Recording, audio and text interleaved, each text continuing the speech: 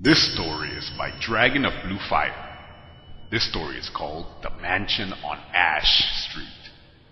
7-year-old Sally Thompson was very excited the day she and her father moved out of their tiny apartment and into the old mansion on Ash Street. Her father was an architect, and he intended to fix the place up and resell it. There were rumors of the old place being haunted, but he didn't believe in silly things like ghosts. Sally had lived in the tiny apartment since she was born, so she was amazed by the size of the old mansion. "Which room is mine, Daddy?" she asked, as her head turned to one side, then another. Her father laughed warmly as he carried in a heavy box. "Any one you want. Take a look around and find one you like," he told her. Sally eagerly ran off into the depths of the mansion to find her room. That night, Sally was lying in bed, relaxing and waiting to fall asleep. Her large window was open and letting in a pleasant breeze.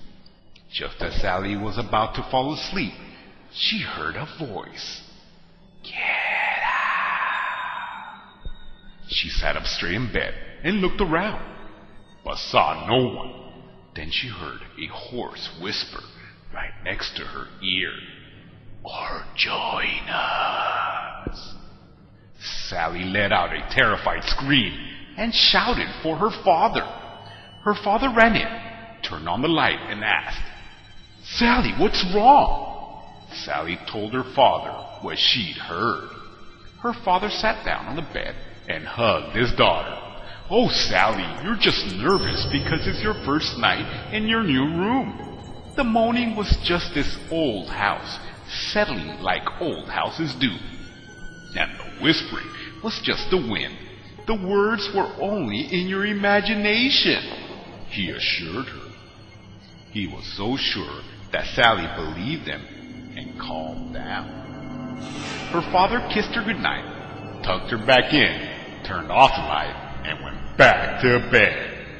Sally laid back on her pillow and shut her eyes. A few minutes passed with no noises, and Sally started to fall asleep. Then she heard the moan again. "Get out!" Sally didn't even open her eyes. "It's just a house settling. I won't let my imagination trick me again," Sally thought to herself. "Or join us," came the whisper. She could feel cold air move on her ear. Sally got nervous and opened her eyes. Standing next to her was the ghost of a little girl. Across the room was the ghost of an old man. "Get out!" he moaned louder. "Or join us," the little girl whispered. Sally screamed and called her father again. The ghost disappeared when Sally's father turned the knob.